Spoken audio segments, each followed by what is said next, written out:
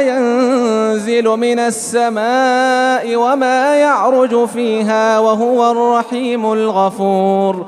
وقال الذين كفروا لا تأتينا الساعة قل بلى وربي لتأتينكم عالم الغيب لا يعزب عنه مثقال ذرة في السماوات ولا في الأرض ولا أصغر من ذلك ولا أكبر إلا في كتاب مبين ليجزي الذين آمنوا وعملوا الصالحات أولئك لهم مغفرة ورزق كريم.